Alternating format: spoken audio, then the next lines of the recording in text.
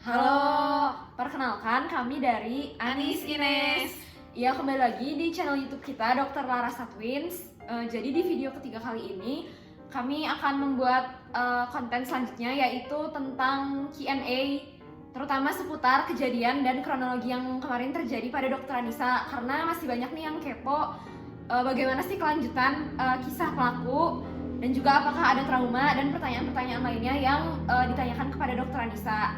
Ya, mungkin daripada berbasa-basi dan lebih lama lagi, langsung kita mulai aja yuk Q&A-nya. Sebelum memulai sesi Q&A-nya, saya Ranisa, saya ingin mengucapkan terima kasih yang sebanyak-banyaknya untuk support doa yang tiada henti dari teman-teman sekalian, baik teman-teman yang saya kenal maupun yang baru berjumpa di media sosial. Sampai detik ini masih banyak yang mengirimkan doa dan juga support melalui DM Instagram, kemudian juga dari komen YouTube. Tiap menit, tiap detik bahkan ada pesan yang masuk, baik dari teman-teman saya, teman sejawat saya, ataupun guru-guru saya dari SD, SMP, SMA, bahkan dokter-dokter yang mengajar saya sewaktu saya kuliah di Unpad. Terima kasih atas doa dan juga supportnya. Semoga proses recovery saya berjalan lancar dan juga cepat, sehingga pada akhirnya saya bisa beraktivitas seperti semula kembali. Luar biasa sekali ya ucapan terima kasihnya. Daripada lebih lama lagi, kita lanjut langsung aja ya ke pertanyaan yang pertama. Gimana nih kabarnya sekarang, Kak? Apa perubahan yang terjadi setelah kejadian? Apakah sekarang sudah lebih sehat? Silahkan dijawab. Ya, itu termasuk pertanyaan yang paling banyak ditanyakan ya. Jadi terhitung dari kejadian itu, hari ini adalah hari ke-27 dari saya mengalami kejadian itu. Jadi sudah berlangsung sekitar 3 minggu lebih, bahkan hampir 1 bulan. Yang saya rasakan sekarang, saya alhamdulillah pastinya sudah jauh lebih baik dibandingkan pada saat saya mengalami ataupun beberapa hari setelah kejadian itu. Yang tersisa hanya ada bekas luka di bagian mata, kemudian di bagian bawah mata, lalu juga sisa-sisa lebam di bagian tangan yang rutin saya oleskan salep, sehingga mungkin saya berharap nantinya bekas-bekasnya ini akan hilang.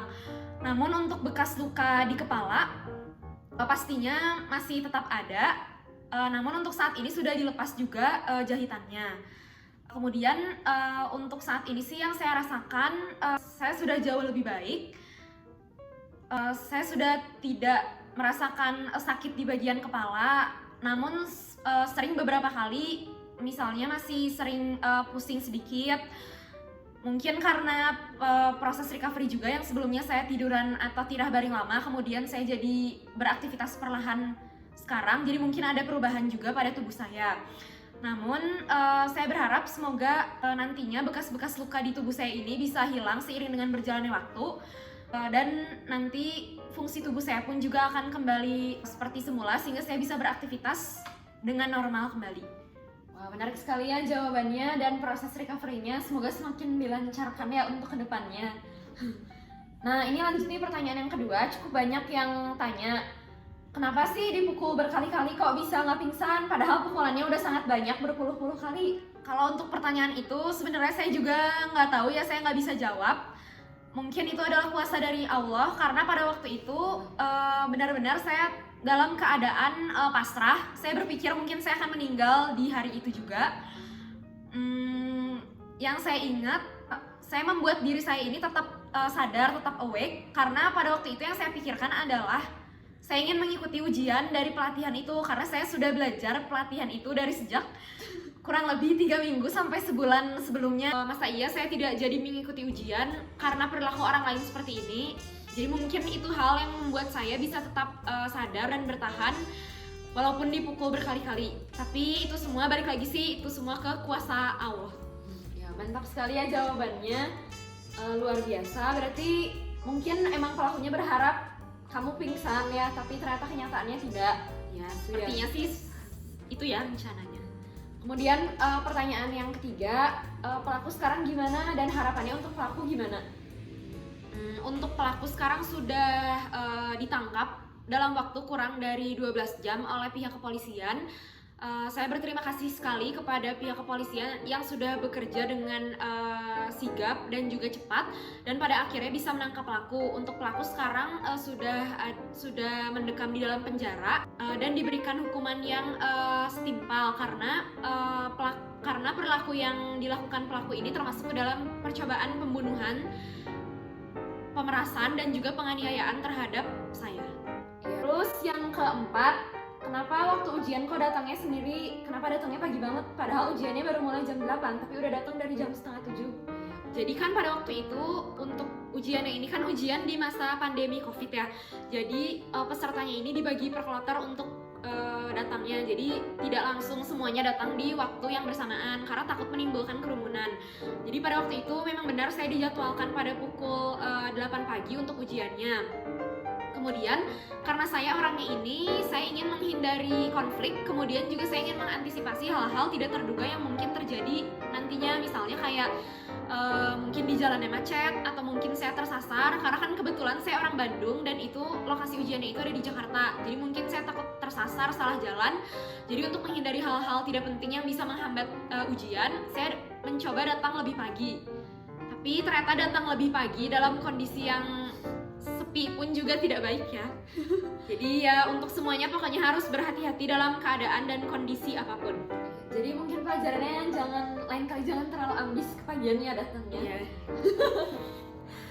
Terus pertanyaan kelima, ada trauma atau enggak sekarang? Terus apakah ikut healing atau ke psikolog untuk mengobati trauma pasca kejadian kemarin?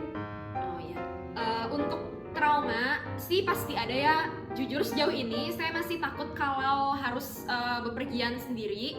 Kemudian kalau misalnya saya lagi di dalam mobil lalu masuk ke dalam komplek, kemudian di depan kompleknya ini ada satpam berseragam hitam, laki-laki gitu. Sejujurnya saya masih takut karena ingatan-ingatan dari kejadian itu terulang lagi di otak saya. Kemudian kalau misalnya dari tempat, dari basement ataupun hotel pun juga saya masih takut. Kemudian beberapa minggu ini saya sudah konsul ke psikolog untuk mendapatkan psikoterapi atau terapi-terapi yang diperlukan untuk mengatasi trauma saya ini. Semoga nanti ke depannya trauma ini bisa healing dan saya tidak teringat kembali kejadian-kejadian yang saya alami kemarin. Semoga tidak menimbulkan trauma yang berkepanjangan ya. Jangan sampai misalnya ada mimpi buruk atau yang lain dan yang teringat kejadian seperti itu. Terus untuk pertanyaan yang keenam, kesibukannya apa sih sekarang? Untuk kesibukannya saat ini ya karena habis dilakukan operasi, jadi masih recovery di rumah. Namun saya juga sudah mulai bekerja di rumah, yaitu saya mengisi sebagai dokter konsul di salah satu platform kesehatan online agar ilmunya yang sudah saya pelajari sebelumnya pun juga tidak lupa. Kemudian jika recovery-nya sudah selesai, saya berencana ingin bekerja kembali di rumah sakit agar bisa menolong lebih banyak orang lagi. Amin. Oh ya, terus kalau nggak salah ada yang nanya juga nih di IG, kalau nggak salah kembaran kakak profesinya apa sih? Oh ya, ini Coba pertanyaannya untuk aku ya, berarti Iya. Profesi aku sama, tapi sekarang masih jadi dokter internship yang sekarang lagi ditugaskan di salah satu puskesmas di kota Bandung. Nanti baru pada bulan depan saya akan ditugaskan ke rumah sakit selama sekitar 3 bulan. Mohon doanya semua, semoga aman dari pandemi COVID ini.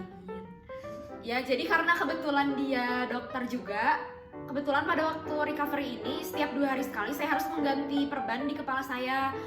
Nah, karena posisi luka atau bekas jahitan dan di kepala saya ini sangat banyak, jadi mungkin orang yang lain yang melihat juga sangat ngeri.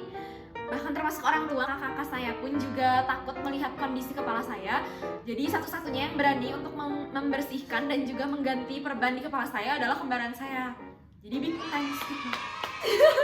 Terus ada yang nanya juga, ini mau ngambil spesialis apa?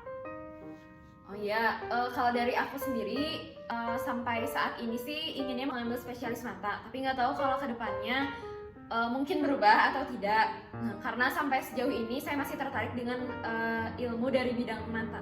Kalau kamu apa? Kalau dia mata, kalau aku lebih tertarik ke ilmu penyakit kulit dan kelamin. Karena dari sejak kuliah kedokteran, dari koas sampai menjadi dokter internship, saya tertarik ke ilmu di bidang kulit dan juga tindakan-tindakan yang ada di dalamnya. Namun nggak tahu juga sih kalau kedepannya akan berubah. Tapi doain ya, semoga kita berhasil mencapai cita-cita spesialis kita kedepannya. Amin. Terima kasih sudah menonton konten kita yang ketiga. Semoga kita bisa membuat konten-konten lagi berikutnya. Jangan lupa di like, comment, and subscribe. Dadah!